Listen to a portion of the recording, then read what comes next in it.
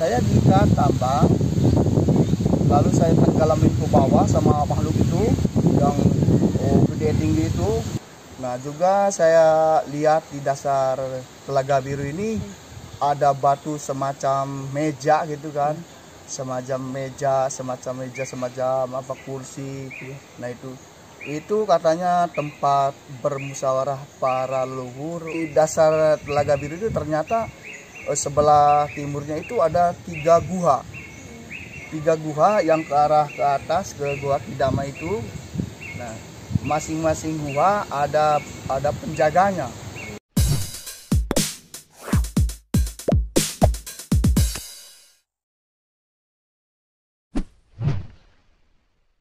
Assalamualaikum warahmatullahi wabarakatuh.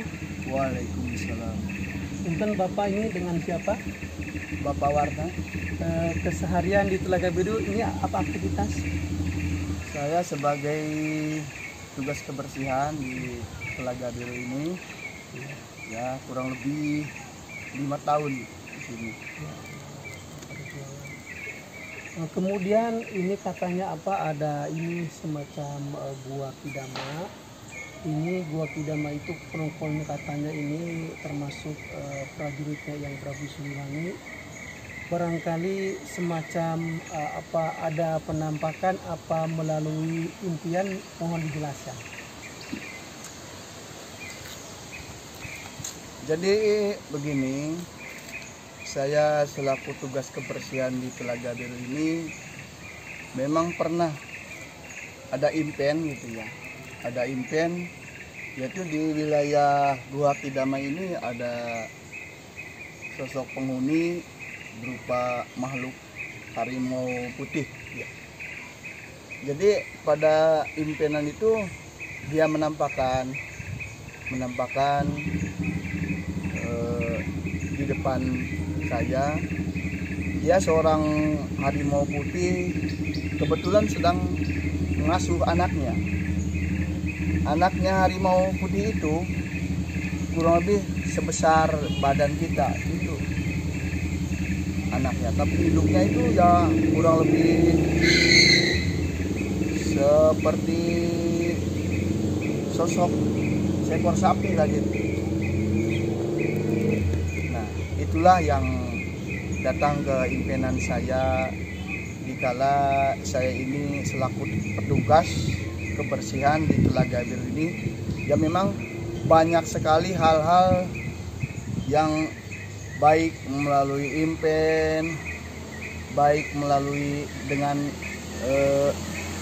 kenyataannya juga, dengan penampakan, dengan kenyataannya juga ada gitu.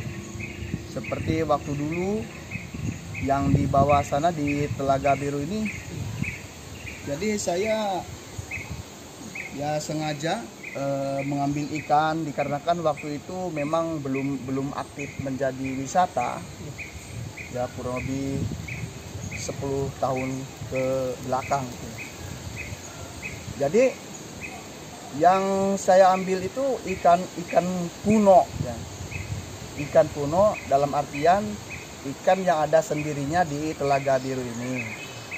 Nah, saya waktu itu tidak tahu bahkan apakah itu ikan kuno, saya tidak tahu. Yang sepengetahuan saya memang itu ikan itu jenis ikan nilam, ikan apa yang kecil-kecil itu, ikan benter, para itu kan. Nah, dikala saya mengambil, nah si ikan itu posisi sedang bertelur. Nah, sedang bertelur, jadi si ikan itu keluar masuk. Yang mau bertelur masuk ke lubang-lubang ya. Yang setelah bertelur, dia keluar. Makanya saya dijaringlah ikan itu dengan pakai jala gitu ya. Jadi ya, yang mau masuk nyangkut juga, yang mau keluar ya nyangkut juga. Nah seperti itu waktu dulu saya mengambil ikan, dapatnya ikan itu kurang lebih 20 kilo lah waktu itu. waktu sebelum aktif menjadi wisata gitu ya. Nah, kemudian di malam harinya saya itu termenung, jadi ada berasa segan, bahagia karena banyak lawuh makan itu ikan yang sudah digoreng di pakai wadah-wadah gitu kan. Nah, kurang lebih jam 12 malam itu ya. Jadi ketika saya tidur, tapi kok nggak bisa pulas tidur gitu loh. Jadi kenapa ya, saya pengennya melek gitu kan. Jadi dengan satu bantal sebelah tikar saya tergeletaklah di suatu gubuk yang kebetulan gubuk bambu waktu itu ya. Jadi dari kaki saya itu ada yang dirasakan semacam tikus merayap gitu ya. Itu bukan mimpi, bukan. Jadi ada semacam seekor tikus merayap. Dibiarkanlah saya, biar gimana nyampe ke dada akan saya tangkap itu maksudnya kan. Jadi kalau posisi saya berbaring tidur, dia merayap sampai ke dada. Tujuan saya mau ditangkap itu makhluk itu. Ternyata dia mental ke atas wajah saya, kelihatan sekali. Ternyata dia sosok makhluk halus, tapi kelihatan tangannya. Jadi sepotong tangan segede pisang Ambon itu ya, berbulu itu. Nah, memang makhluk itu saya pernah dengar dari orang-orang tua itu, makhluk semacam itu namanya popot monong yang berpenghuni di air. Nah, sosok itulah yang menampakkan sama saya waktu malam itu. Nah, kemudian malam kedua itu memang lewat impian. Jadi lewat impian ya. Jadi datanglah dua sosok makhluk halus dari Cerem yang tingginya jangkung gede tinggi gitu ya. Ya menyerupai bentuk manusia. Tapi dia yang satunya bawa tambang. Jadi dia bilang sama saya, "Keluarlah kau." Saya bilang, ya memang kecurigaan saya udah ada di benak hati saya ini, kecurigaan udah ada dikarenakan saya memang udah perilaku salah di Telaga Biru ini. Nah, kesalahannya saya mengambil ikannya itu kan. Jadi dia memang benar menjemput saya ke rumah. Katanya kalau kamu merasa bersalah, keluar. Nah, jadi saya tanpa mengelak lagi, ya jadi maaf, saya bilang, ini kan saya berpakaian pendek, jadi posisinya kan dingin, maaf saya mau berpakaian dulu gitu. Tidak usah, ayo keluar. Ya saya nurut, dikarenakan memang di hati saya itu sudah ngaku gitu ya, bahkan saya ini salah gitu kan.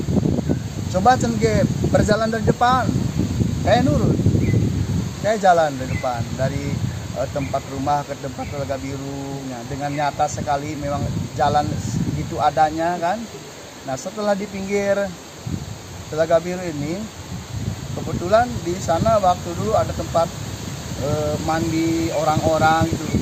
Apalagi kalau menjelang Lebaran banyak yang bawa obor gitu pada mandi gitu kan. Nah, saya turunlah ke sana. Saya kata makhluk itu bilang, "Ayo turun kalau kamu merasa bersalah." Ya saya nurut, turunlah saya ke air. Ya kerasa banget dinginnya air, kerasa banget rumputan air yang saya tubruk itu kan, kerasa banget saya injak lumpur-lumpur itu. Nah, kemudian posisi saya nyampe di catang situ. Jadi di Telaga Biru itu ada catang. Catang itu adalah kayu yang awalnya runtuh. Nah, kayu yang awalnya runtuh sehingga lama-lama entah berapa ratus tahun itu jadi dibilangnya catang di Walias ini. Jadi di catang itu saya dipegang kepalanya, ditenggelamkanlah saya ke dasar catang itu. Benar, nyatanya tambang yang tadi saya lihat itu buat ikat saya. Saya diikat tambang, lalu saya tenggelamin ke bawah sama makhluk itu yang gede tinggi itu. Saya tahan napas, ya saya diikatlah di dasar catang itu, bahkan sampai terasa banget gitu ya, nginjak lumpur yang itu dalam. Oh, ini lumpur dalam sekali gitu kan. Nah setelah itu tak lama kemudian sosok makhluk yang menjemput saya itu pada menghilang entah kemana. Nah kemudian nggak lama kemudian ada ikan-ikan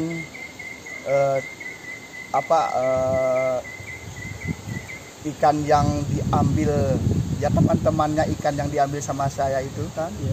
Jadi dia itu berdatangan ya, kalau di alam kita mah jadi dia itu seolah berdatangan. Dia bisa jadi bilang kamu jahat, teman-teman saya diambilin ya kurang lebih seperti itu. Nah juga saya lihat di dasar Telaga Biru ini ada batu semacam meja gitu kan, semacam kursi.